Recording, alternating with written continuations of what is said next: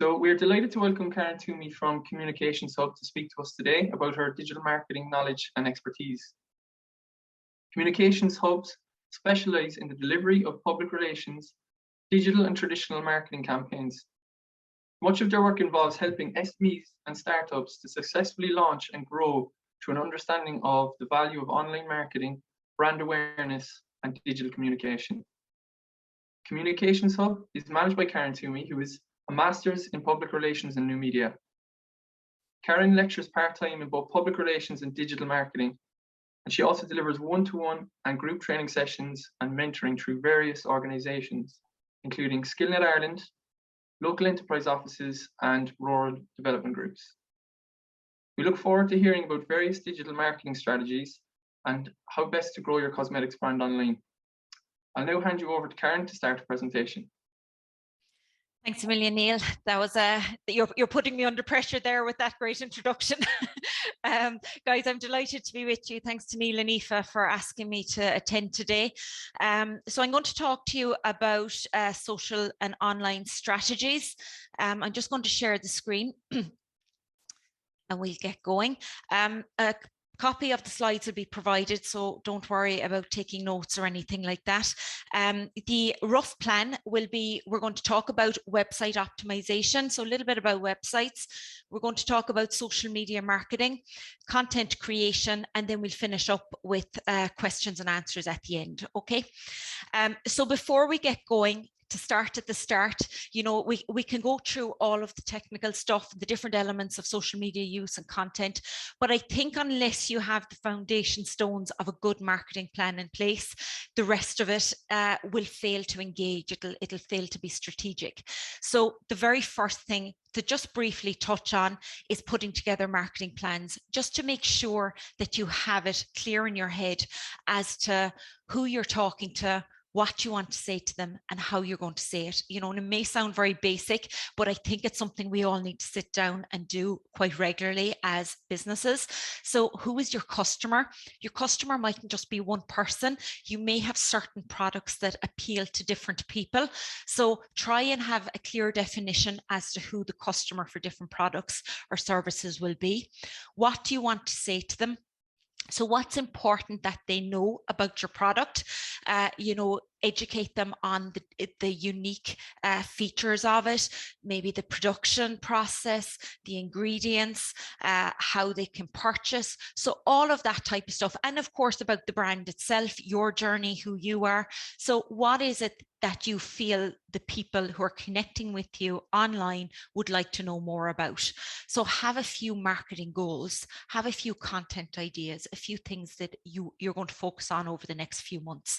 And how are you going to say it? So there's lots of different ways we can get our message out there. We might decide we're going to do a series of blogs on our website, maybe email newsletters, maybe social media campaigns, like we're going to create some good stories or reels or TikToks or something like that. So have an idea as to how best to put that content out there and what format it'll take as well. Maybe video, maybe text, maybe infographics, you know. So again, going back to creating good quality content. Another thing we need to have quite clear in our minds is how to describe our business in, you know, 2 sentences. So what's your online bio, your elevator pitch? If any of you have done business plans or done any networking, you know, which I'm sure a lot of you have, it's what you'd stand up and you'd say to a room. If I said, okay, 30 seconds, tell me about your business. And again, it might seem like something kind of obvious, but it's something that we need to put a lot of thought into, because how we describe our business may not make sense to our customer. You know, we may not be using terms that they're using or that they would necessarily equate with our products or services. So having a well thought out elevator pitch will then translate into a well thought out online bio. And that bio is the short descriptive text that you get to put in across all social media platforms about your business. So it's important that it reads well. It's important that it's updated. I'd update my bios reasonably regularly, you know, every few months, because the nature of your business may change too over time, or certain products may become more of a focus at different times of the year. Your bio should also be keyword heavy. So when we talk about keywords, and we're going to talk a little bit more about this in terms of SEO. So search engine optimization is how your online presence, particularly your website and your social media platforms, how they appear in a search engine results page. So we call that the SERP, the search engine results. So if I go into Google as a customer and I'm looking for what it is you do, your product, your service, your business, what type of terms would I put in to find the results that would bring you up? And that's very important that you know that. So we call those keywords or keyword search terms. So it's a search term somebody would use to find your product or service. It's generally up to about 4 words long. So even though we call it keywords, it's kind of a keyword term very often. So it could be something like cruelty-free skincare products, Irish-made skincare products. Very often the location is used. So in a huge amount, about 70% of searches, the location is used. So we would use Ireland, or we might even focus in more to a localized county or town, or, whatever the case is. So you need to be aware of that, and you need to feed those terms back out through your website, through your email campaigns, through your social media content, because that's what's going to help people find you. And it's also going to feed into hashtags, and we'll talk about the hashtags in a little while. So how do you know? You can guess what people may use, but sometimes it's not the same words or terms that you might think they use. So a very good tool that's free is Google Ads Keyword Planner. So what you need to do to set that up is just have a Gmail account, okay? Once you have a Gmail account, you can use all of the different Google tools. And I'm going to talk to you a little bit more about some more of the useful ones in a while. So if you have a Gmail account, you can go into the icons on the top right-hand corner when you're in Google, or just do a search for Google Ads. It'll bring it up. You have to sign up for an ad campaign. You don't have to pay. You don't have to run ads. It allows you to use all of the different tools for free. And one of them is Keyword Planner. So you'll see up here in Tools and Settings, when you sign in to an account, it brings you into Keyword Planner. It allows you to discover keywords, and it also allows you to have a look at the search terms people have used historically. So if I wanted to look back to what search terms people used last Christmas, if they were looking for my product, let's say, I could see exactly what people were using and which were the most popular terms. So it's very useful information. It's also owned by Google, so it's very bang on trend. It is exactly what it is. Nobody has as good access to statistics as Google has, because it's the most used search engine by far in Ireland and in Europe and worldwide. So this is what it looks like. This is just one I had done for myself. So you can have a look at a certain time period. So let's say over the last 12 months, I put in my search term. It suggests other search terms to me. So it says other people have also used these search terms. Would you consider putting them in and having a look? And then it gives me the one I've looked for. So I've just looked for one here. It shows me that one. So it shows me how many monthly searches roughly that there has been. It shows me if it's high in competition. What that means is a lot of people are using it, and a lot of people pay for ads around that search term.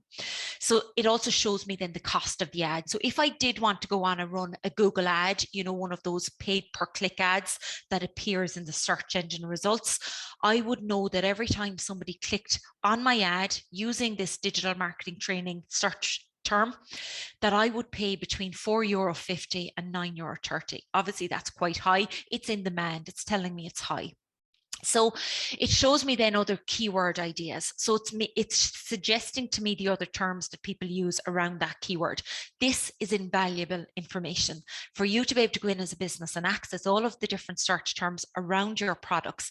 You can also put in other brand names. You could put in your own business's name to see what type of search terms people were using around that was bringing them to your website. Or you could put in your competitors or somebody else who does what you do. You could put in their business name and have a look at the type of search terms people use around that. So very, very useful tool to use. There's another one that I like using as well. It's called SparkToro. It's a free platform. Again, you can do up to 10 searches on it for free before you have to pay. And it's very useful for startup businesses where maybe, you know, you're not quite sure where your audience are hanging out or what type of search terms or hashtags they're using and all of that. So you go in, you just sign up through sparktoro.com, and you can do a search for my audience frequently talks about. So you could put in different words there. They have these words in their profile. So maybe you want to target businesses, other, you know, or people with a certain job term or influencers or something like that. My audience follows this social account. So you could have a look at a competitor's social account, and you would be able to see what their audience breakdown is. They visit a certain website. Again, that could be your website, or it could be a competitor's website to get an idea of the market. You frequently use a hashtag, or you can analyze a specific website or social account by just putting it in, and it'll give you back the information. So you click on next. You can add the location if you just want to target Ireland, or if you want to look broader, you can, you know, do Europe, you can do America, you can do whatever you want in there. So just to show you an example, my audience frequently talks about yoga and is located in Ireland. Click on search, and here's what it shows you. So it shows you where your audience mostly hang out. So Dublin is a big yoga area, obviously, followed by Dún Laoghaire, followed by Cork, followed by and on and on. So it shows you roughly where the demographic are hanging out that do those searches online. And then it shows you the profile coverage. So that's quite useful to have as well. Very often with businesses, you know, we get overwhelmed with social media and we think, God, we should be on everything. You know, we suffer from FOMO. Maybe if you're not on something, you have a fear of missing out. And you know, that's okay if you're a social media animal and you love it yourself and you love being on it, but not everyone does, and you have a day job to do as well. So it's very useful to know which platforms will give you the best return on investment for your time, your energy, and any money that you put into campaigns. So a tool like this can show me that Facebook and Instagram are the two key ones for people that are interested in yoga. It also shows me YouTube is there in terms of people looking at yoga videos. So useful little tool to have, and it's free as well, which is great. The final thing in terms of doing a bit of research to put together your plan, I'd strongly advise regular analysis of your competitors. You know, it's a great way to get a feel for your market. It's a great way to see the type of content that they're putting out. You might identify gaps in the market where you can slot into. You can see the type of engagement they have with the audience, and even practical stuff like, you know, what time of the day or what day of the week are they most active? When do they put their stuff out? Particularly if they're an account that has a good following and you feel they do it well. It's nice to have a look at what other people are doing and the style of content, you know, the stories, the reels, TikToks, whatever they're putting out there. It gives you some good content ideas. In marketing, we always say there's no reinventing the wheel. You know, it's very rare that you find something very unique to do that hasn't been done before. So it's great to have a look at other accounts, at other websites, at other platforms, and to get a feel for what's out there, what's working, what you like, and stuff that you can then take and make your own and make it unique to your brand. So we'll move on to websites, and we're going to talk about ways to optimize your website. So just again, to have it clear in our heads, the purpose of a website is we want to think about it from the point of view of the user. So as a business, the purpose of our website can be quite different to what the customer wants from it. So we want to use it like a brochure. We want to push our information out there. And obviously that's important, but we need to step outside the website and look in from a user or customer point of view. And we want to keep our customers on our websites for as long as possible. So we want to give them good quality information. We want to provide a good user experience. It needs to have a very good flow. It needs to go organically from A to B to C. We need to have good call to action buttons. A call to action button is what you want your customer to do. Learn more, send an email, sign up for newsletter, shop now, you know, anything like that, that brings them another stage along in their customer journey to making ultimately a purchase. You know, we want them to enjoy the experience of the the website. We want them to return. We want them to become an advocate for our brand. We want to give them good quality information that's useful for them and adds value to them. So how to create all of that? There's two different things we need to keep in mind here. The first is website optimization. Okay, so that's basically dealing with the user of the website. It's creating a good user experience and it's making the website easy to use. So it's the stuff we've talked about there, the flow of the website, the quality of the images, the quality of the content, the time it takes for the pages to load, all of that type of practical stuff that gives a good user experience. The longer the user spends on the website and the more pages they visit on your website increases the SEO, the search engine optimization of the website. So both of these are intrinsically linked together. You can't have a good ranking on a Google search without having a well-optimized website. So they have to go hand in hand. SEO is search engine optimization. It's feeding your website into a search engine. So it's making the search engine, making it easier for them to find your website. And generally speaking, there's two things that search engines like. One is good quality, regularly updated content. So we're going to talk about that in a minute. And the other is lots of links to your website. So the more people go in and out of your website, it creates links to the website. Google measures those links as people being interested in your website. You have a lot of traffic to your website and it helps to push you up in the search engine results. How do you create those links? You create those links by sharing your website throughout all your social media platforms, throughout your emails. There needs to be, your website should be the beating heart of any online campaign, and it should be where you bring everyone back to. It should be something that has the most information that anyone will want about your brand in the one place. So it's your online shop, it's your online brochure, it's your online presence. You need to bring people back there as much as possible. So we'll talk about that when we go into social media marketing in a while.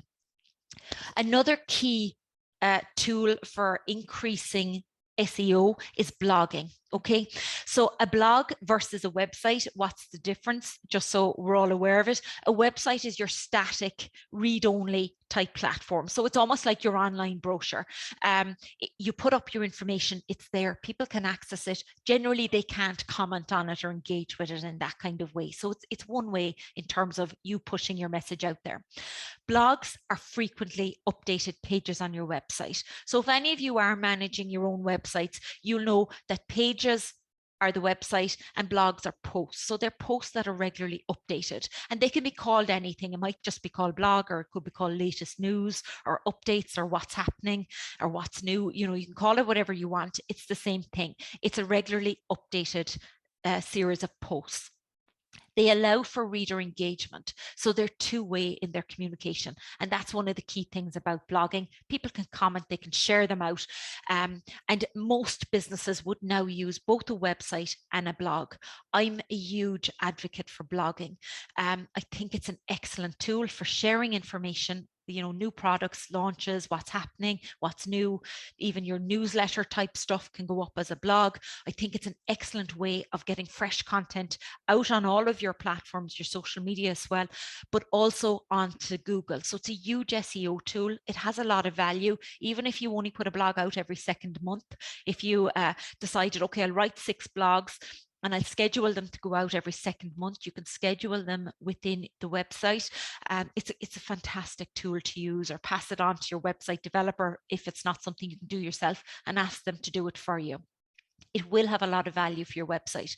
So a blog is a tool that can help you develop your online presence. You can copy and paste the URL of the blog and share it out on all your social media platforms, or there's the share buttons at the end of a blog usually for you or other people to share. So it's a great tool for creating those links and engaging people and getting them back to your website.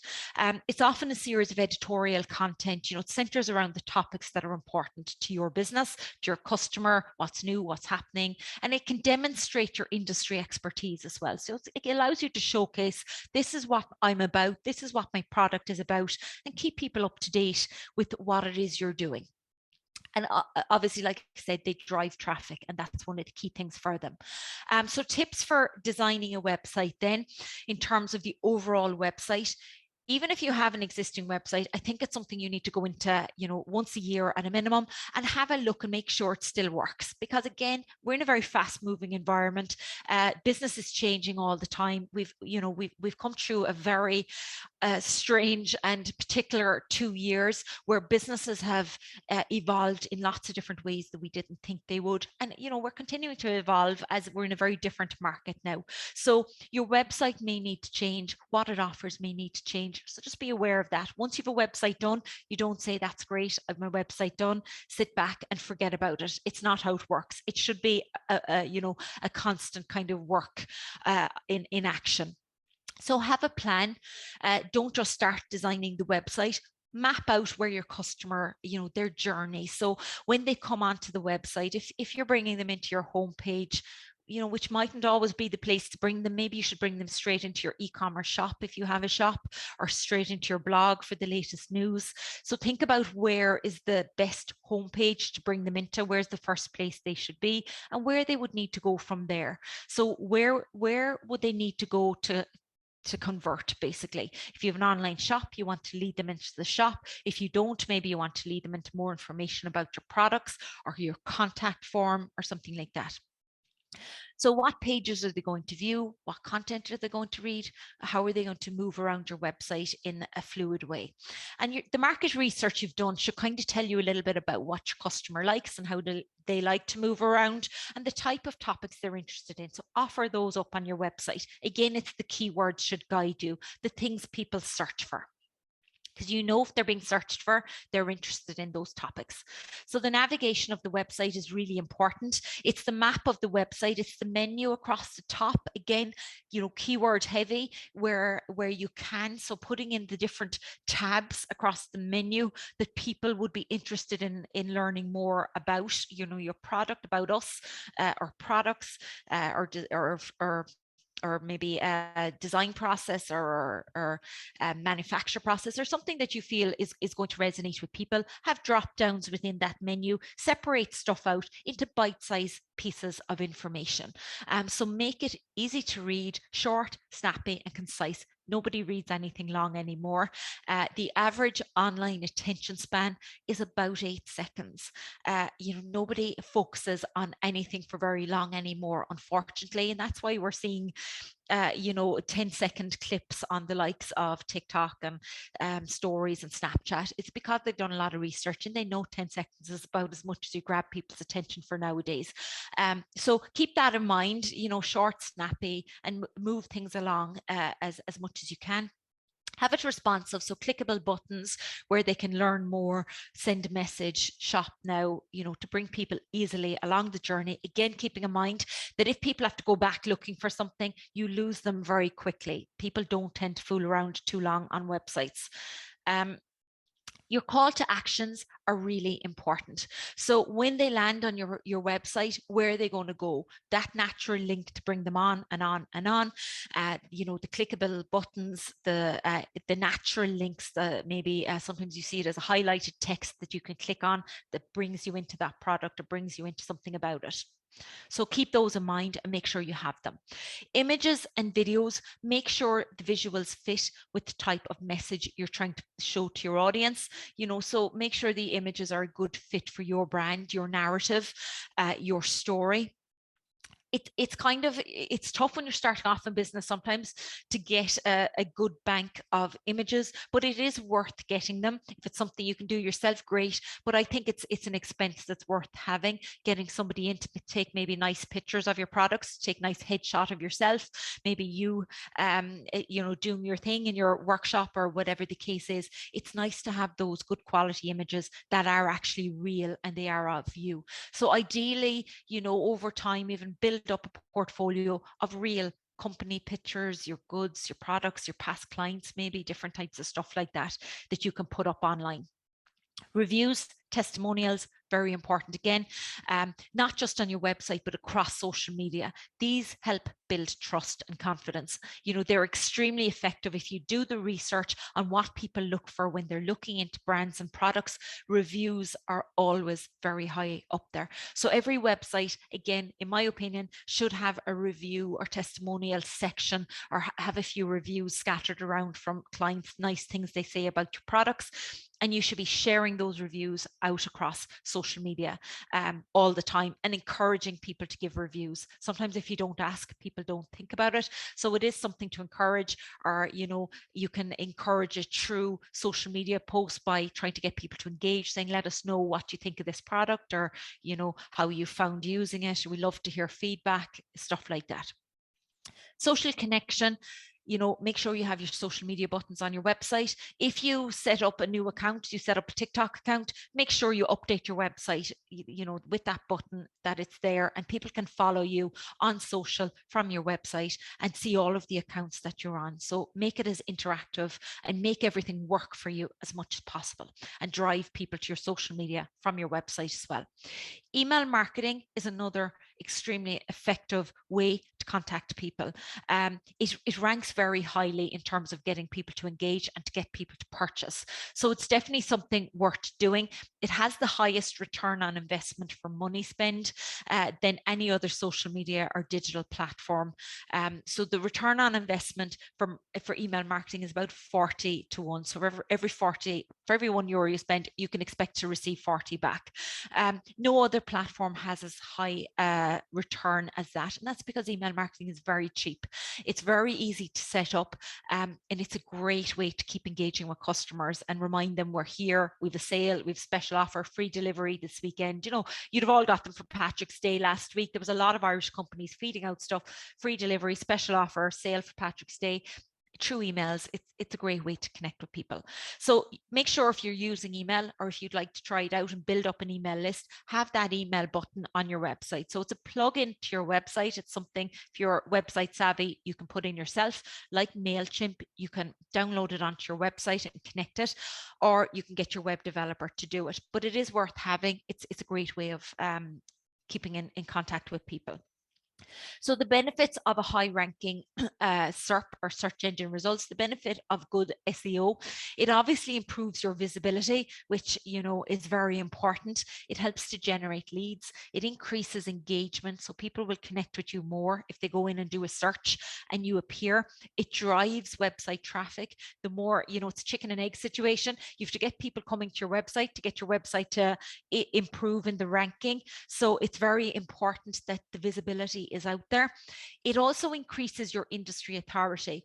I suppose, unfortunately, if we do a search for something and you don't come up, you know, you don't exist basically. And if you don't come up and somebody's looking for you, but your competitors come up, it can damage their trust or confidence in you and what you do.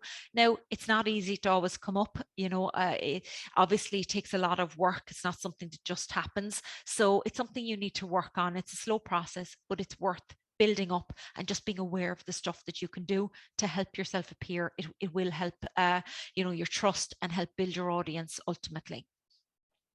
So how to achieve it? Keywords are the most important thing that you could focus on, and using those keywords across social, across your website, telling Google, basically, these are my keywords. So when you use them on your website, you're telling Google, this is what I'm about.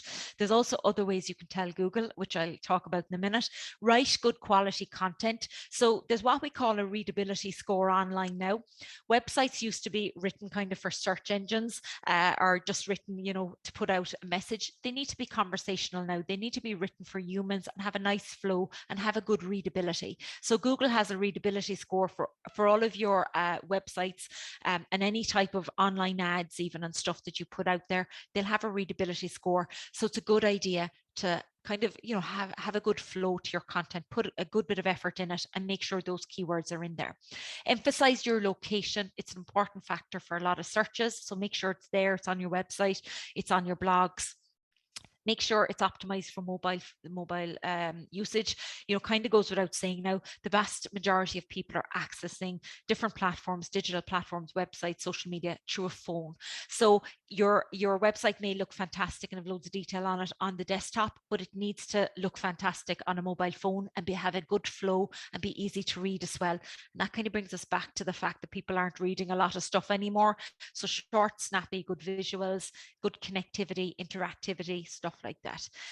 So keep in mind the user experience. That's important. The more people stay on your website, the more the ranking will go up. Link from social media to your website regularly. That's going to improve your SEO again. Set up Google My Business, which I'm going to talk to you about in a minute, and encourage customer reviews. If you can get those reviews on Google, brilliant. They're gold, they're worth a lot. So try and encourage those reviews. Some other great tools, they're in the Google family and they're all free, so it's madness not to use them. One of them is Google My Business, which is an app in Google. So again, all you need is a Gmail account. It allows you to list your business for free. And it comes up in the search engine results like this. So if you went in and you search for Communications Hub, Google My Business comes up on the right hand side. It gives you ownership of your brand. It's a nice visual when people do a search that it comes up. You can upload your pictures, whatever you want to have up there. You can have your reviews, you can have your opening hours, all of your contact details. You can see here it picks up on Facebook, it picks up on Instagram. Sometimes it naturally does that stuff. So it allows all of your information to be there together, and you can also edit and change that as you need to change it. So it allows you to put in keywords as well. There's a section in there when you're setting up all of these options here. So telling Google about the business, it says, what are your products? So that's, keywords. You can list off all your products and what's important to you. And then Google knows all about you. So any place on the internet where you can tell Google or a search engine more information about your business, go for it, because that's going to increase your SEO and increase how Google serves up your website instead of someone else's. So all you need to do is go in and you basically, if you again do a Google for Google My Business, or go into the Google Apps in the top right hand corner of your Google account, and it'll bring you into Google My Business. Start now. You can claim your business, and they actually, it sounds a bit antiquated, but they send you a postcard just to confirm your address. If you want to appear in the Google map, they'll send you out a postcard with your to your address with a code. You put it in. It's just to prove that that's where you live. So I don't say I live on Grafton Street in Dublin to get the value of being on Grafton Street, when really I don't. Okay, so it's quite straightforward, but do go in and set that up. Another thing to set up is a YouTube channel. If you create a lot of video content, and you should be creating videos because people engage with video about 60% more than they do with images. So videos get a lot more engagement and interaction than just a still image. If you're creating videos, just set up a brand YouTube channel. Again, it's part of Google. If you have a Gmail account, you click into YouTube, set it up as a brand. It'll give you the option of personal or brand. Set up a brand channel, just put your videos, upload all your videos onto that. It allows you to put in a description of the video, and again, you can put your keywords in there. It's owned by Google, so Google owns YouTube, and it gives a lot of weight to those videos in terms of SEO again. So very often when people do a search, videos come up, or there's a whole section across the top, I'm sure you've seen it on a Google search, you've got all images, videos, and those videos very often come from Google, or they'll give more preference to the YouTube ones because it's owned by Google. So set up a YouTube channel and house your videos, and you'll find that'll be effective too. The final thing is Google Analytics. If you have a website, you can set up a Google Analytics account. You just put in the website address. It gives you a code that has to go into your website. Again, it's quite straightforward, or you can get a web developer to do it for you. It connects then the Google Analytics with your website, and you get invaluable information. You can see where traffic are coming to your website from. So what different platforms gives you the best traffic, how people use your website. So it shows you that the average user goes to 2 pages. They spend a minute and a half on your website, etc., etc. You can see where they go most. You can see the most popular pages on your website. And you can see where they leave your website. Now, if you've got an e-commerce website, you like to see people leaving when they've made a purchase. So you can kind of see if there's a broken link there, or you're not getting people in to make a purchase, or do whatever it is you want them to do. Why aren't you getting there? So that might indicate, your website isn't as good a flow, or it's not working as well as it should be.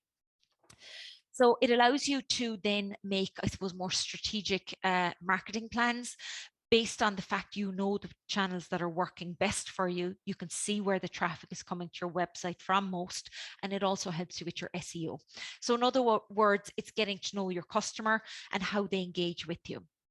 So in terms of the type of, I'm not going to go into Google Analytics, you could spend a whole, day going through these, but it's a very useful platform, even if you're kind of get a bit, with graphs and stuff, and a lot of people do.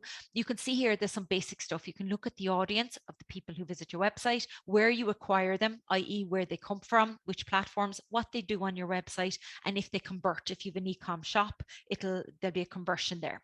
So it kind of shows a bit like this, but just to very briefly show you, this is the general source. So I can go in here to more information about where they come from. It'll show me organic search. So keyword, if you'd paid a paid ad, would be paid search in here.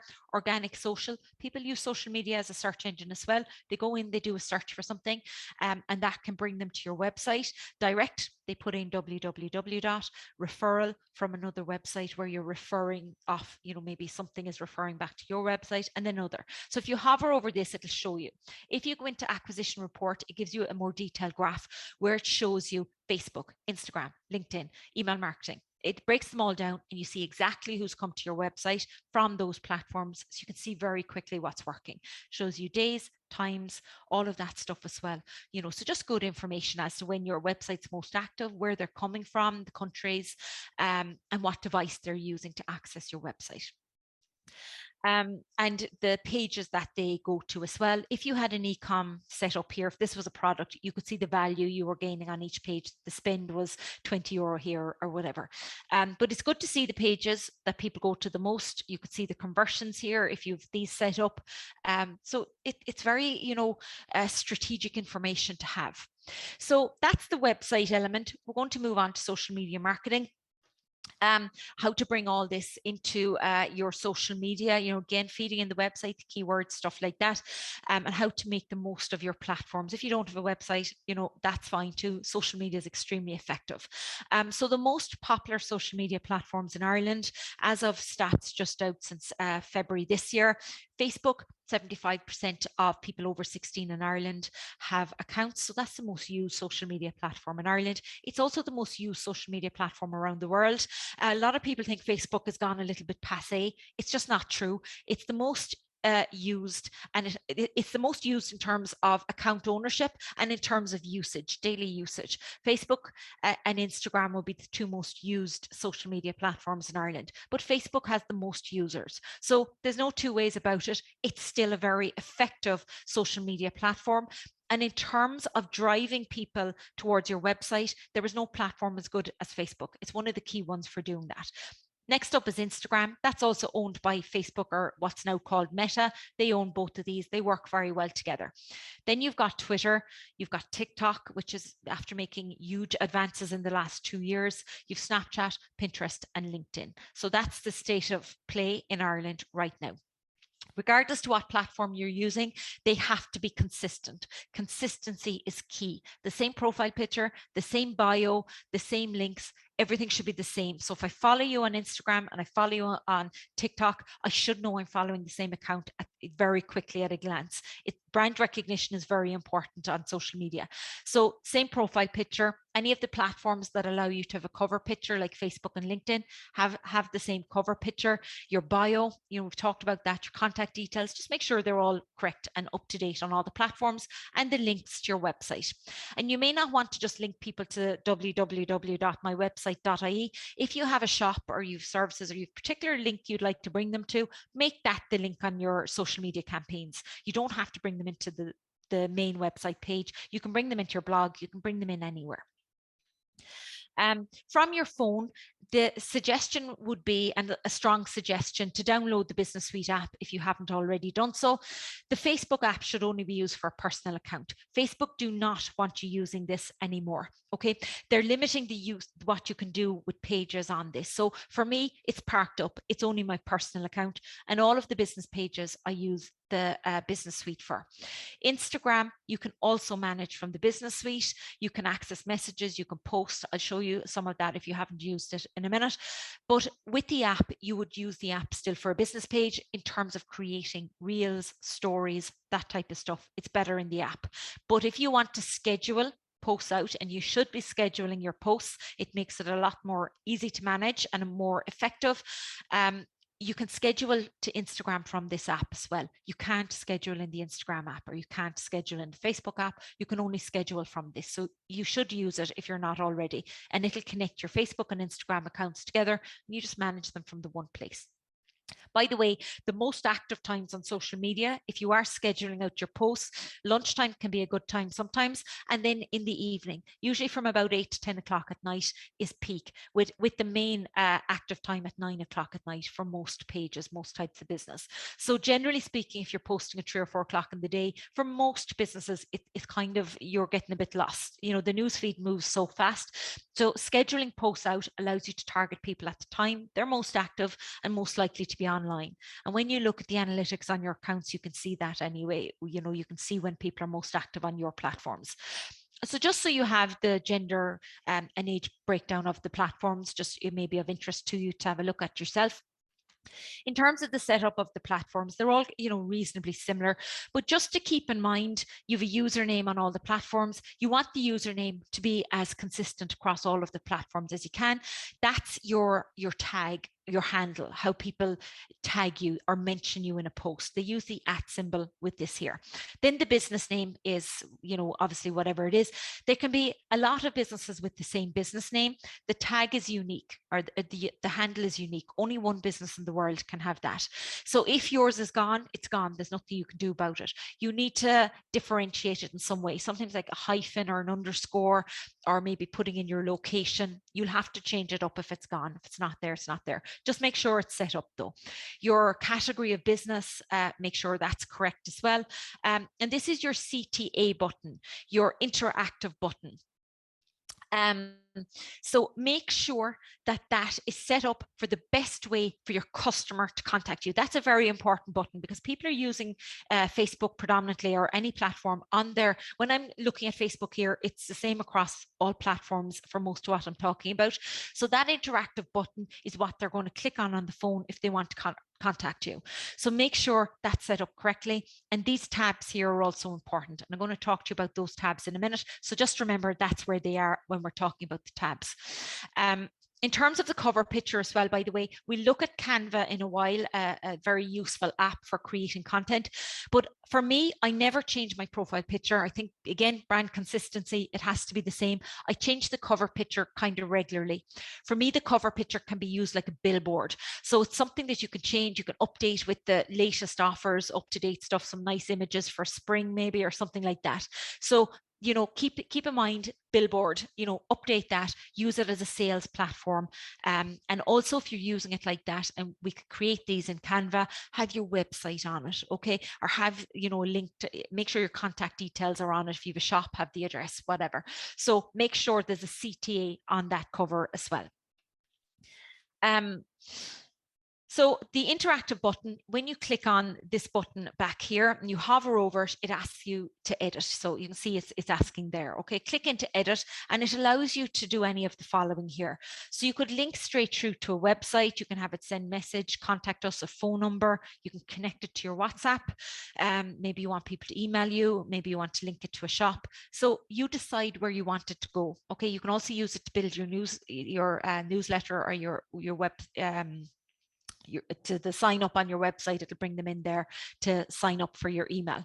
So have a look through those, pick the best one to suit your business. The next thing you need to do is go into your settings. Okay, so we're in the home page for Facebook. You can do this on your phone on the Business Suite app, or on the desktop through your Facebook page. Just go into the settings on the left-hand side and scroll down here and you'll see templates and tabs. Okay, click into that and it allows you to change the template you're in. It may not be something you've noticed, but there's different templates for different businesses. So again, if you want to push the shopping element or products, this one is going to allow you to showcase products a lot more. So maybe use that one, or general business, or whatever you feel is most applicable to your business. When you pick a certain template, it allows you to change those tabs. So you can decide, each template gives you slightly different options on the tabs. You decide what you want to have in there. If you don't want one, you can turn them off. These are turned off, these are turned on. So you don't have to have them on the page. If I click on over here, so if I just clicked on that on the live screen, it would allow me to drag it up. So I can put these in whatever order I want. So maybe you've got a shop, maybe you've reviews, you want them to be up there first. So make sure your Facebook page works for you. It's kind of almost like a website. You can make it interactive and you can give a lot of information there as well. So have those tabs in place, fill them in, fill in the photos, set up albums of different photos across that tab, put up your videos. So make sure it's a good source of information. Make sure, again, we're in settings, scroll on down the settings. You can connect your Instagram, you can connect your WhatsApp. If you want WhatsApp, you don't have to if you don't want to, but you definitely, if you have Instagram, you want it to be connected. So just click into that tab. It makes you put in the username, password, and connect it up through there again. Same with WhatsApp. You can then allow people to send you messages from Facebook and Instagram through to WhatsApp. So Meta, which is the new name for Facebook, owns Facebook, Instagram, WhatsApp, and Facebook Messenger. So all of the four of those can work together, from the one platform. If you want to set up Facebook or Instagram shop, you have to do it in here. So if you have an Instagram for Business account, you now have to have a Facebook business account as well. Unfortunately, you used to have to, now you do, so you have to have both. If you want to set up a shop with products on Facebook or Instagram, you come back into Facebook to do it anyway. It doesn't matter where you're doing it. So you have a tab here called Manage Shop. You click into it, and if it's not turned on, by the way, if you go into the tabs and turn on Shop, it'll come up here then, okay? It allows you then in here, if you haven't put anything in, go to Commerce Manager. So Commerce Manager is Facebook's shop platform, basically. It'll talk you through setting it up step by step. Once you go in and set it up, it's a business account, basically. So you can see it's my business account here. It links into your Facebook, your Instagram, and you can run ads there as well. You upload your products into the catalog, you upload them, you can link them through to an e-commerce website, or you can upload them one by one, or upload them as a file. If you have them, on some kind of a spreadsheet or something, you can upload that. What it looks like is this then, basically across both Instagram and Facebook. It's kind of a similar look. You've got your tab for your shop and you can have certain products there. People click into it, it brings them into more information. You can have a little piece of writing here if you want, any information you want to give them. And if you have an e-commerce website where people can purchase, you can bring them through to the website to buy. So it allows them to shop directly off your Facebook or Instagram. If you don't have a website, like an e-com, or you don't have a website at all, you can still use the shop feature here. And if you don't have a website or don't have e-commerce, it's a super way. It's free. You can use it for free. It's a super way to sell products or showcase products. So instead of the go to website, it allows people to send you a message. Okay, so they message you and then you can conduct your business from there. You can connect it through to a WhatsApp account or else your Facebook Messenger account. So the message will come through to WhatsApp or it'll come through to your Facebook Messenger. And it's a really, really great tool. So moving on to publishing and scheduling posts. Like I said, I think you have to schedule stuff out to have an effective social media presence. Business gets in the way. With all of our best intentions, we forget to put stuff out. If you can sit down and schedule out even 2 posts a week, if that's all you've time to do, well, wouldn't that be great? You could sit down, be it on a Sunday or be it on a Monday or whatever, and just schedule them out. And at least, you've got some bit of a presence online and you can add to it then when you've time. So this is what the Business Suite app looks like on your phone. Okay, you can manage a number of different accounts from it. So you click up here and all the accounts you're logged into will drop down from there. You download this app on your phone and it'll automatically pick up your Facebook app from the phone. So it'll automatically put the pages in there. It usually asks you for it won't automatically pick up your Instagram. You'll need to usually put in the password just to reconfirm it. And it allows you to answer all the messages, comments, everything that's going on within your accounts are there. You can see because my Facebook and Instagram are connected, they're both there. So everything is working as I want it to be. I can run ads in here if I want to do a promoted post. I can publish content in here as well through this or through this here. If you're using your desktop, it's the same thing. You've probably noticed if you're managing a business page, it's forcing you into Business Suite now to do a lot of stuff anyway. So it's something if you're not already embracing, you're going to have to embrace. So, you know, just jump into it and go for it. So you can click in Business Suite here, Business Suite, anywhere you see Business Suite, just click in. It brings you into this platform on the desktop. This is what it looks like. So you've got all of your stuff here as well, your e-commerce, you know, if you've got your shop, that's linked in there, a planner, you have a nice content calendar of all the posts you've scheduled or posts that have gone out in the past that you can see in there as well. You can run your ads and you can access the analytics or the insights. So I go into create post and it brings me into the platform here. This is on your phone or it's on desktop, it doesn't matter. So I can post on both Instagram and Facebook from here. I write the text in here if I want the same text on both, or I can just write the basic text in here. So I have 2 sentences, I put them in there. Then I go over here and see where it says Facebook and Instagram. I can click in here and customize it for Facebook and customize it for Instagram. So maybe I want more hashtags on Instagram or something like that. I can customize this to make sure it feeds into exactly what I want it to be. Okay. I add in whatever I need to add here. I can put in a location and I can view what the post looks like over here. It'll show me what it looks like on Facebook, on Instagram, everything will pop up there. I can then click down here and publish it live, or I can go into this little drop down here, the arrow beside it, the box, and that brings up schedule. It brings up this option here. And then I schedule it out for whenever I want it. It also allows you now, this is slightly updated, it will allow you to schedule into Facebook and Instagram at different times. So that's very handy to be able to, maybe you don't want the same post going out at the same time into both platforms. So you could have them going out different days or different times and really maximize the impact of those posts. You can also run ads in here. So click Boost Post and it'll talk you through putting an ad, making that post an ad basically. So moving on to Instagram, just again to, you know, so everyone knows what's what on the homepage, slightly different to the Facebook one, but you've got your username, you've got your business name, you know, which should be kind of as consistent as you can have them. The settings is up there at the top if you're looking for it. You can edit your profile in here. You can run ads through that. Your analytics are here. You can add your shop here, but it brings you back into Facebook again. These are highlights. We're going to talk about these in a minute. This is your grid, your posts here, which we call the grid. So these are all your standard posts. That's where people go and they can see an overview of everything you've put out. These are your reels. If you haven't created reels, you won't have the reel icon. So if you're looking at your Instagram thinking I don't have that, it's because you've never created a reel. That icon only comes when you've created the content. These are videos. Again, if you've uploaded videos, they'll all be under the video tab. These are called guides. They're kind of like little brochures you can put up. They never really took off. They're not overly effective, but you can have a look at them. You know, they might suit. You can put up a list of products or maybe a little story about yourself as a guide. It just allows you to put up multiple pictures with descriptions and it saves it in a different way under this tab. And then if somebody has tagged you, you get notification here. This is your home, this is your search toolbar, this is Reels, these are shops, and that's your own platform. Again, you can click in here to this, and if you're signed into multiple accounts, you can go into settings up here and add up to, I think it's 6 accounts in total on Instagram, and you can click on the icon down here then, and that you can swap between them, because you can obviously only download the app once. The types of posts then, the ones you put up a standard, standard post, they're on your grid, they're newsfeed, they're the standard type ones we put up.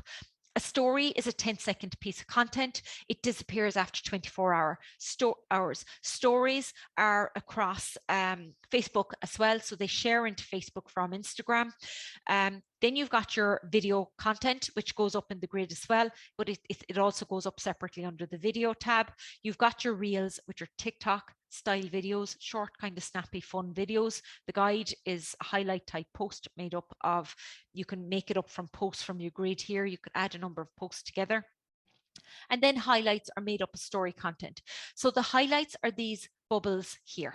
Okay, and these are really important. Think of these as like albums on your page. So, you know, what you want to showcase across your page. And very often I see people having stuff here like reviews, frequently asked questions, or products, you know, nice types of stuff. So again, it's feeding into the categories that people would like to maybe know more about. They're made up of story content. So they're a great way of getting that story content that disappears after 24 hours to be saved on your page, so it has longer value, obviously.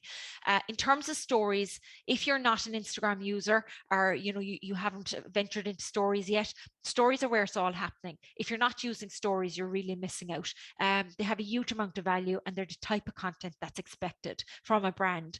People engage with them a lot. They're fun, they're in the moment, they're real, they're authentic, they're exactly everything social media has to be right now.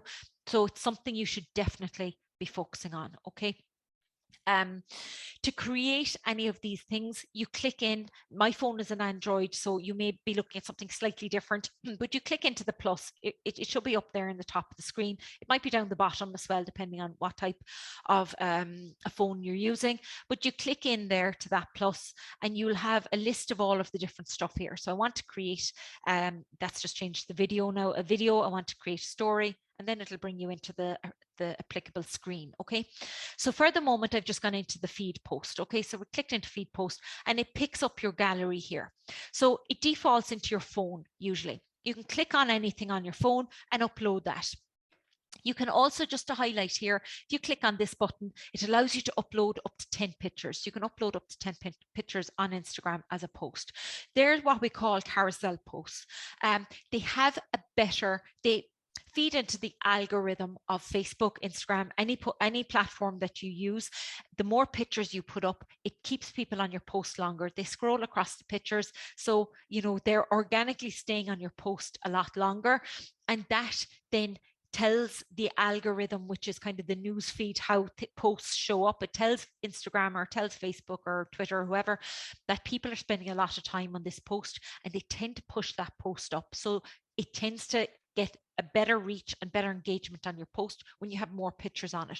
So while the collages and stuff can look nice, there's a lot more value to your post to put up pictures separately. So just keep that in mind. And then you can go live if you want to put up something live by clicking on that screen there. I'm not going to go through all the ins and outs of posting because it would be an entire session on itself, but just, you know, some pointers to keep in mind when you're creating stories. So you go in, you create your story. Instagram is one of the only social media platforms that doesn't allow you to have a clickable URL link. By URL, I mean a link to your website. So if you put a post up and you write, you know, shop on our website, here's the link, that link isn't clickable on Instagram. If you put that link into most other platforms, it is clickable. So Instagram is a bit negative in that regard to driving traffic to your website. So there's only two places you can have a link to your website. One is in your bio. You often see people see link to shop in bio, or sign up in bio, or learn more in bio, because that's a clickable link to your website. But they introduced this link button in stories a couple of months ago, maybe 2 or 3 months ago now. And, you know, it was great that they finally allowed you to link to your website. So this is a great way of using stories and putting that link button in, you know, and you can say shop now, click on link to learn more, whatever. So you can click in here and bring people into a website. You can bring them into Eventbrite to sign up to an event. You know, you can bring them into any website address or any URL. So that's the link sticker. Creating highlights, you know, again, I think these are really important for a page. They add a lot of value, in my opinion. So if you have already got some created, you scroll to the end and it'll allow you add new. You can, I'm not sure what the limit is for how many highlights you can add. I haven't reached it yet, but you can also update existing highlights. So these are stuff you can update as you go, or you can delete them and put something new in or whatever. If you haven't created them before, and if this option, sometimes that plus is there on the screen for you, sometimes it's not, depending on the version of Instagram you're using. If it's not, you go back into the plus on the top of the screen and you go into highlight here, and it'll bring you into this screen then. Okay, so once you click on it, it brings you into, when I said that your stories disappear after 24 hours, they do, but they're held on the system forever, basically. So there's a camera roll saved, there's an archive of all of your stories saved at the back end of your Instagram page. And when you're going to create a highlight, you can access them back along. Again, I'm not really sure how far back they go, but they definitely go back a year or so. And you can click on whatever pictures you want from your stories. You might say, okay, this one is good. I'm going to create a highlight for, whatever it is. And you click on whatever pictures you want, and then you click on next up in the top, and it brings you in here. You can edit the cover. So you can decide which image you want to be the first one, the cover, so that's what people are going to see first. You can also upload an image. So maybe you've got a nice image on your phone. So sometimes you see people get very color coordinated with the highlights, where they like to have symbols or they like to have the same colors. So you can, again, in Canva, in a minute when we go into it, you can create these covers. You could create a nice graphic and upload it as a cover and have all the same kind of icons across the top if you liked, or else just use one of the pictures, and you write in here where it says highlights what the highlight is about, so products, reviews, whatever. In terms of reels then, so reels are kind of TikTok style videos. Meta, which owns Facebook and Instagram, they tend to suffer from serious envy when they see other platforms doing something. So when they saw TikTok taking off during lockdown, they just copied it. Basically, they copy every feature that they see anywhere else. They seem to get away with it, or they can afford the copyright court cases. So they copied TikTok and they created their own platform called Reels. Now, if you have used Reels, they're kind of little videos. You can create a video with an actual video, or you can create a video uploading from your camera roll of still images. You can put images together into a video as well. You can add music. You can fast forward the video. These are kind of effects, different coloring, contouring, all different types of stuff. This is a pic collage. You could set up a few pictures together as a collage. This is a timer for the video. If you were doing a live video here, you click on this, and the timer will go around. It's set as a default at 10 seconds. But if I wanted that to be 20 seconds or 5 seconds, I could click on the timer and do 4 or 5 second videos. So you often see people doing the outfit change and they put their hand up and then it's something else or something like that. So you could set 5 seconds and it'll turn off automatically. So, and you can turn the camera here for selfie, or you can take your live video, or like I said, go in here. One of the real benefits of creating Reels, and I'll show you in a minute when we look at the analytics, real content gets an enormous amount of reach to people who aren't following you.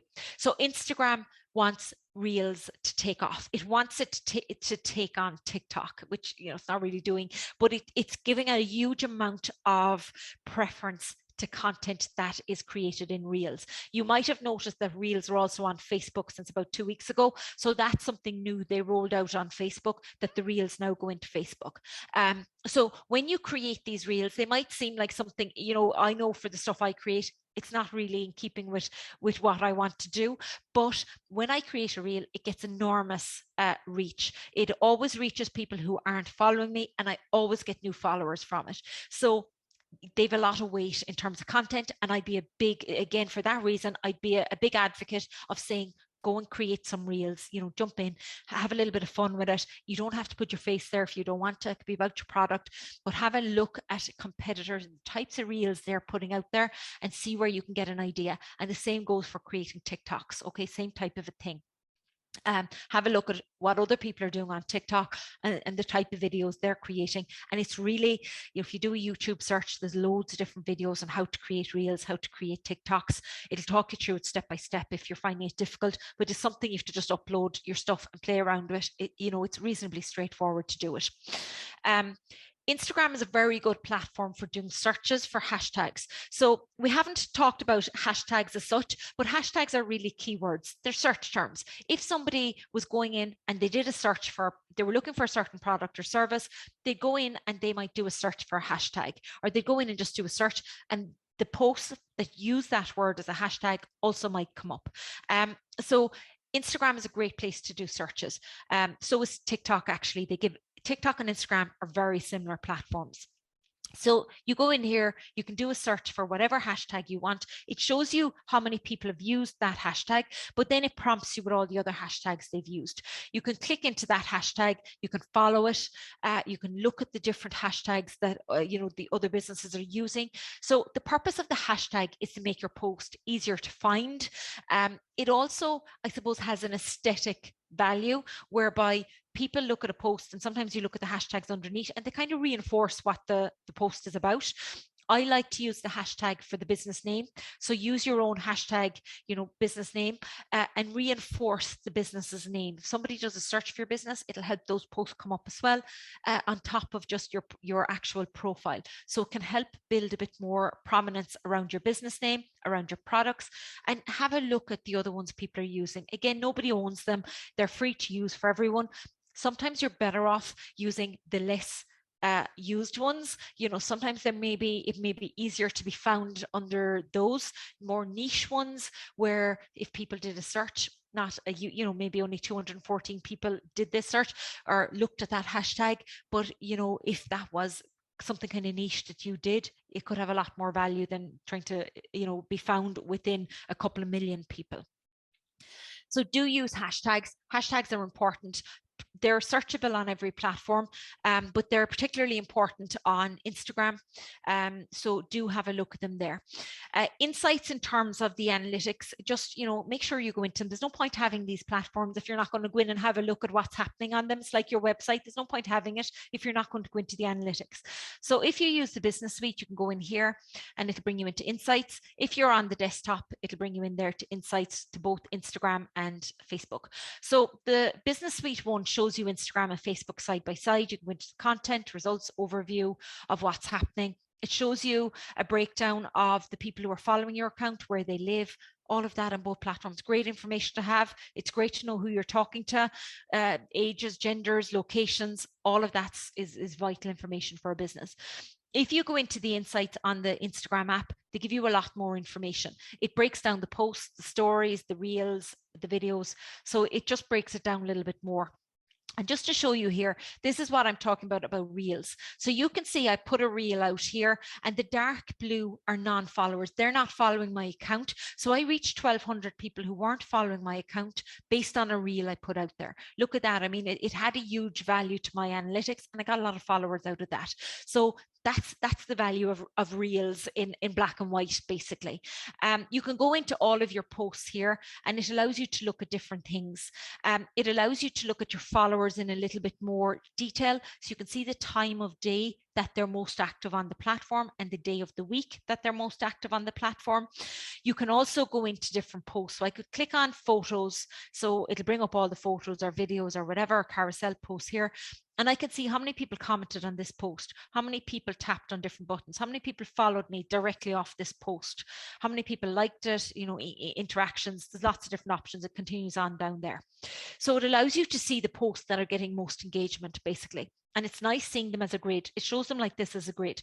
So it shows you the figures on the entire selection, over 3 months, 6 months, and it gives you a really good idea. I often find in there, my stories do better, the videos do better. I can see clearly that Instagram does better for me than Facebook as well when I go in here.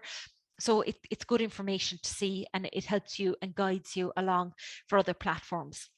So I suppose Instagram is a big one probably for your industry.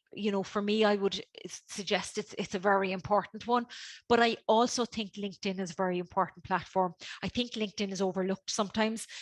It's increasingly becoming popular from a salesy point of view. It's a very quiet platform. It's not as noisy or busy as other platforms, and it can have a lot more value for businesses because of that. I'm working with a lot of businesses that you wouldn't necessarily, like craft industry, holistic, well-being. You wouldn't necessarily think a couple of years ago they had a home on Instagram or LinkedIn, but now it's very clear they have, and they're getting good traction from it. So it's working for them. So I would suggest it's a platform. You should have a personal page from a personal point of view of promoting who you are and what you do. And you can have a company page on it as well. It costs nothing, it's free. LinkedIn has very good SEO value. If you do a search for a business, you'll often find that the LinkedIn comes up right under the website. So it has good SEO value. So set up a company page. It works in the same way as Facebook. You have to have a personal profile to set up a company page. You can't just have a company page. It has to be adminned by a person. It's excellent for business to business if you are targeting other businesses, but also business to customer, keeping in mind that a lot of people on LinkedIn are working, they have disposable income, they can be a good target market to get to. You can build a reputation for yourself there. You can publish stuff, post stuff about your products, who you are, what you're about. You don't have to be on it every 5 minutes of the day, but it's a nice one to keep a presence on. And it's a great one for connecting and networking. You know, really works well for that as well. And again, just so you have the age profile there of LinkedIn. You can see there's a good middle-aged age group there. So this is your personal profile. You know, it's very similar to the other ones we've looked at. So you have your cover, you have your profile picture. On your personal profile, your profile picture is going to be your face always. And you've got your little bio there as well. So just put a little bit of thought into that. And then the business page is slightly different. You've got your cover there, you've got your logo, and you've got your category and your business name, and you use it in the same way as every other platform we've looked at, basically. So if you've got a personal account on LinkedIn, to set up the business page, click in here and scroll to the bottom here. That's just cut off from down there, wouldn't fit, and create company pages there. Okay, so it'll talk you through it step by step. It's very straightforward to do it. TikTok, I just wanted to mention that before we move off into content. TikTok works in a very similar way to Instagram. Okay, is it something you should be on? I can't really answer that for anyone. I think TikTok is a very, very different platform. Personally, I don't like it. It's not my style of platform. I'm too old. I think it's I'm an Instagram person. It's a very real, in the moment, authentic type platform. It's all video content. If you're looking at it from the point of view of using it in the same way you use Facebook, it certainly won't work. Maybe a little bit Instagram-y, but only reels, that type of video type stuff. So if that's the type of content you like creating, TikTok definitely is a great place to be. It also is a growing platform. It has a growing market. So it's something that a lot of businesses are now asking, do I need to be on TikTok? I would always suggest set up your own personal account on it, have a look at it, follow your competitors, see what they're doing on it, the type of engagement they're getting. Do you think you have a place on it? Is it going to be worth your while? Because again, it comes back to how much time do you have, what you're going to get the best return on your investment. And I could be, I imagine I could be back here next year saying, absolutely, you have to be on TikTok now. I don't think you have to be on TikTok right now. It's a good one to be on if you like it and you're comfortable with it and you understand how it works. TikTok's around with a long time. It exploded over lockdown. It still is predominantly a platform for the under 25s. They're making up the vast amount of people on it. It is not a professional platform. It's not a marketing sales platform. It's not going to work unless you show a bit of personality, have a bit of fun, and use it in a casual, informal kind of way. So when you go to set up an account, it's the exact same as Instagram. It allows you to create a creator account, which is for somebody, public figure, artist, influencer, something like that, who creates a lot of content, or else a business one, which tells you their brands, retailers. And this is the exact same for Instagram as well. If you don't have one, you're setting one up. By the way, if you're using any of these platforms from a personal account for business, you're in danger of getting your account deleted. It's not allowed. They don't like it. They have bots that look out for it. And I do know people who've had their accounts deleted. So just keep that in mind. If you're a business, you have to use a business platform. So you set it up same as everything here. You can link it through to other categories as well. It's very similar interface to Instagram. You click in here to create your posts. It brings you in here. You've got all your different editing tools. Similar enough. It's actually better editing tools than Instagram. It's a lot more user friendly in here. You have different effects. You can upload stuff as well there from your gallery. So you can take something live or you can upload. It's very similar to what we just looked at for Reels. You can use hashtags, you can tag people. You have a short little bio there. You can see it's telling you what you're allowed. You can allow comments on your posts or not. Duets and stitching are allowing other people to use your video to create something themselves. I'd suggest turning it off as a business and not putting them on, because it allows you to control your own content a little bit better. You can then automatically share it through to Instagram and Facebook, or you can just post it on TikTok. If you automatically share it through to Instagram, we often see a lot of TikTok on Instagram.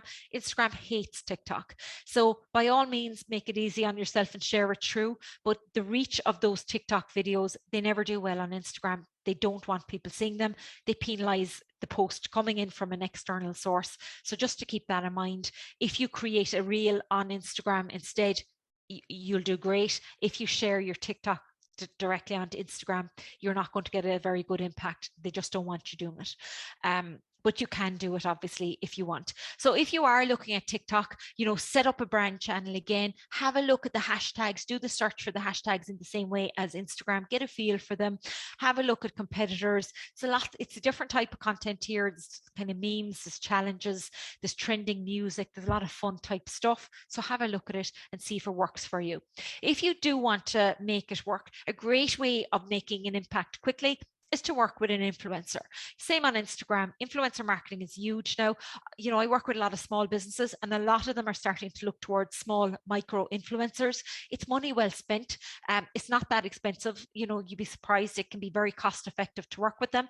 And generally speaking, influencers, you'll get a good return from it. Once you pick the right influencer, they're kind of getting you straight to the market you want to be at, without you having to go through a middle person. So it's a great way of getting somewhere quickly, for not a huge amount of money very often if you use the micro ones.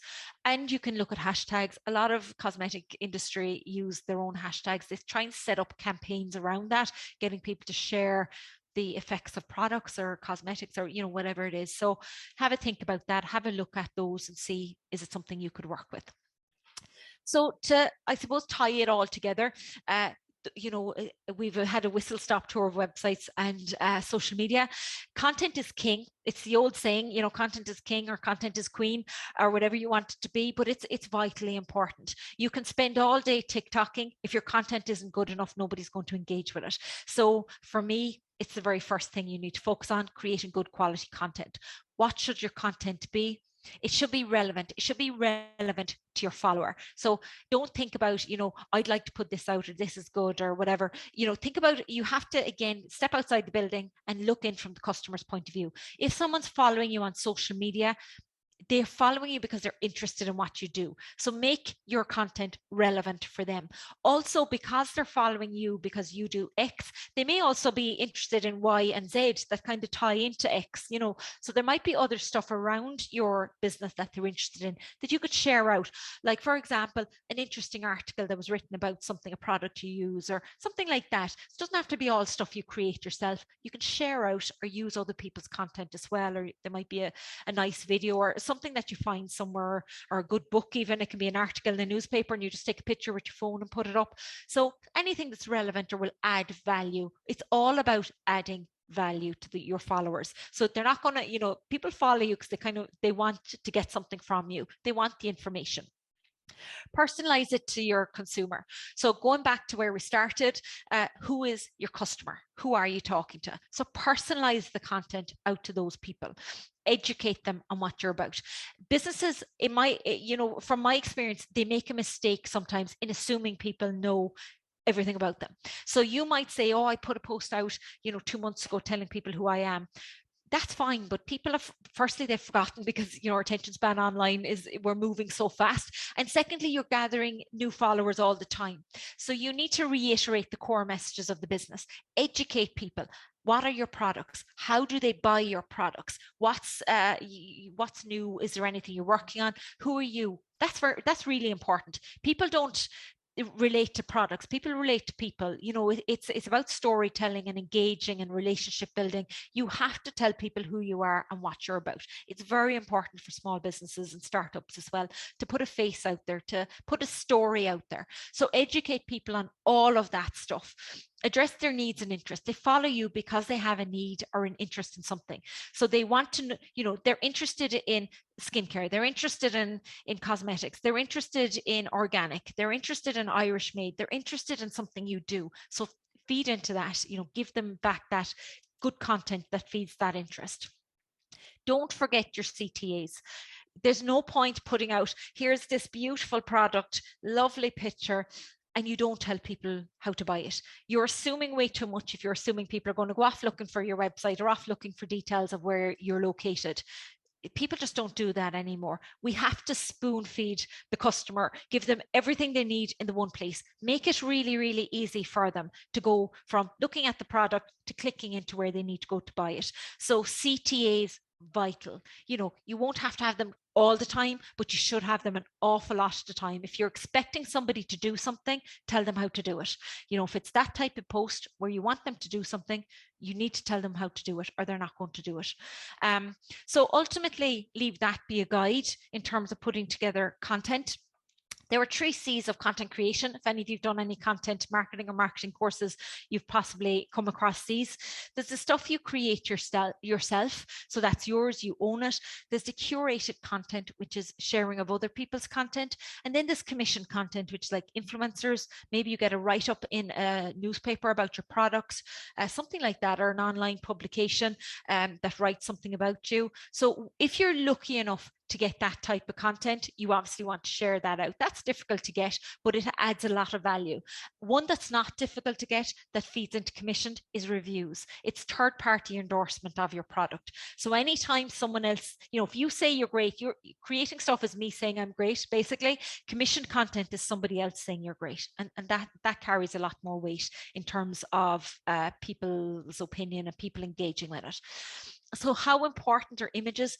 Images are vital, okay? Images are vital across every platform now because people just aren't reading as much and they're looking at it on their phone. So they say people remember 80% of what they see compared to just 10% of what they hear and 20% of what they read. So just keep that in mind. Your visuals are your video, your image, they're the most important thing that you're going to put out there. So on that vein, a really good platform for creating content and videos, any type of content you want to create, is Canva. The reason why I use Canva and I recommend it, I use the paid version. It's €109 a year. It's not a big outlay if you use it a lot. So the paid version allows you to do a lot more. It allows you to access a lot more features as well.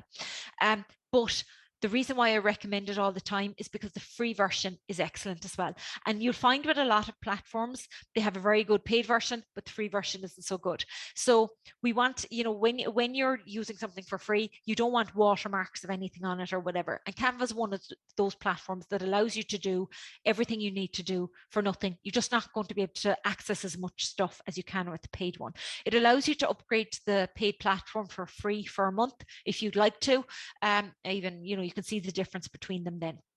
So when you go into canva.com, you set up an account and it allows you to go in. So I just clicked up here to show you all the stuff, all of the different templates it allows you. So there's loads and loads of different social stuff. There's loads of personal stuff as well. There's business stuff. So you can create nice logos. You can do business cards, invoice letterheads, all that. You know, you can do a lot of stuff in there. You can create stuff for PDFs, you know, for brochures, or if you want to print something off or upload it onto your website. Lovely little templates in there for that. So lots and lots of different stuff in there for free. Okay. So when you click into create, if we go in here to create design up in the top right hand side there, it brings you in here and you pick whatever you want to create. So it'll allow you to create, let's say I've gone into a Facebook post. It gives you the exact size, Facebook cover, Facebook post, Instagram reel, Instagram story. It allows you to create anything you want to create in here with a very nice template. So the templates to suit the platform you've chosen or the size you've chosen will come up here. Here are preset templates. You click on those and it brings you into any of these templates like the Easter one there, and you can edit them. You can put your own image up in them. You can do anything you want to them. Okay, so it's clickable, it's deletable, it's editable. You put in your own writing. You can put your own picture in there. You can put your logo in here, upload your logo over here and pop the logo in here. So there's lots of stuff that you can do to make it your own. That's templates. Next up here, you've got clip art type elements. So these are like kind of different, you know, if you wanted to put a circle in something with, and then you could put some writing on it. If you wanted a clip art of people or a clip art of a shopping trolley or, you know, a phone to call now, you wanted to create a nice graphic. There's lots of nice little clippy type stuff in there. There's frames that you can use if you wanted to put a frame around this, you know, play around in there, loads of stuff. So when you go in there and you hover over the different elements, you'll see some of them say pro. Anything that says pro is paid. You have to pay for it. But there's plenty of stuff for free in there. You can upload your own content. Your videos are images, so that's really handy. You can upload your logo, put your logo on any of these and personalize it, and it kind of copyrights it as well, so nobody can steal it on you.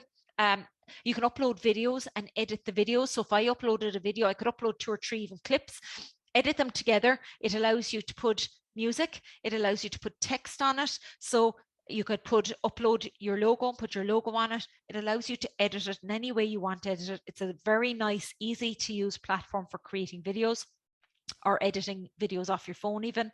Stock images here, there's a big bank of royalty-free images.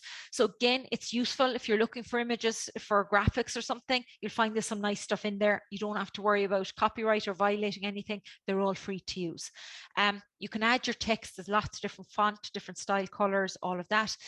Colors and fonts in here, you can set up styles. So if there's certain styles for certain brands, so this is on the paid platform. I upload all the logos for the businesses I work with, and all the styles are in there. It automatically picks up the colors, the fonts. You can set basically a little template that you can use for all the designs. It'll pick up the colors and the font automatically. You've music and you video templates here as well, if you wanted to just use some of their video templates. Otherwise, you can upload your own. Really, really great platform. So much you can do there. A lot of it's just playing around with it. It's quite straightforward, quite easy to use. Once you create your content in there, it allows you to link across to your social platforms.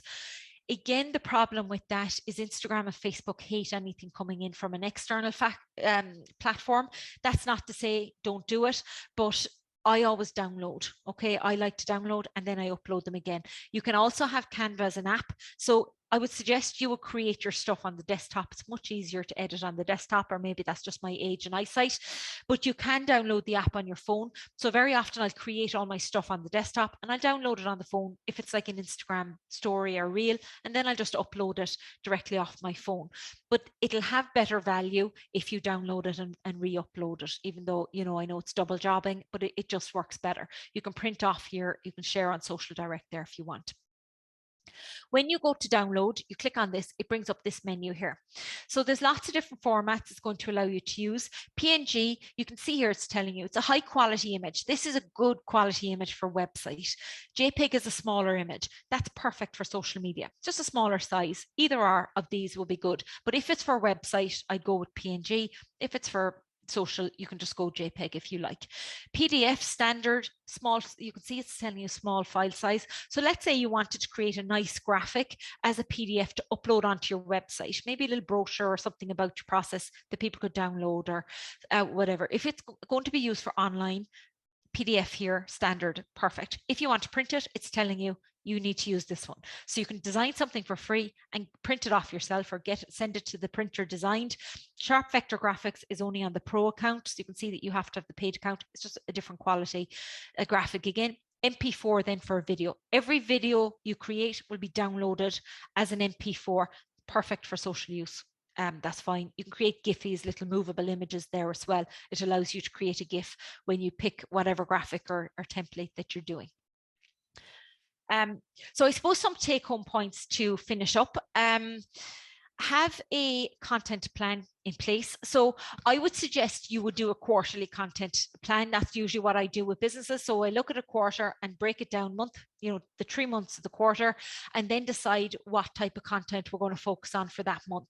And then we have an overall plan for the quarter that we're kind of working towards something, you know, the one narrative as such. So have a content plan based on your products, your story, topical events as well. Don't forget about topical events. You know, Mother's Day is coming up. That's something a lot of people feed into. So maybe it's coming up to summer, maybe Christmas, maybe it's International Sustainability Week or something you want to feed into that's relevant to your business. You know, so social or seasonal occasions, social causes that are important to you. A lot of businesses are getting behind different causes and charities, stuff like that now, and that's a great tool for promoting your business and, you know, affiliating yourself to what's important to you.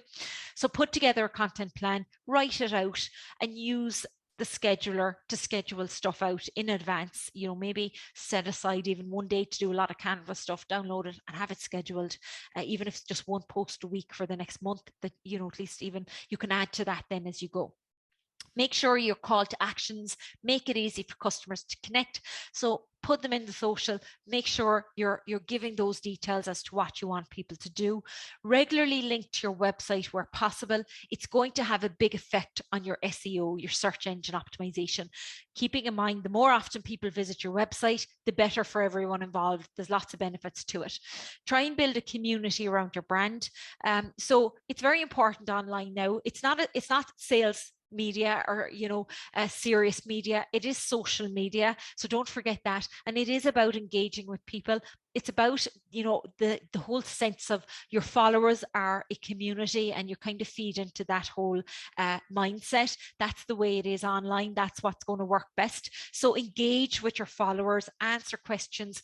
If people write a review, respond, thank them, stuff like that. Be seen to be engaging and care about what's happening.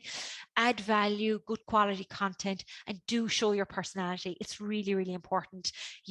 Have a bit of fun with it. Put your face out there. Don't be afraid to show people who you are.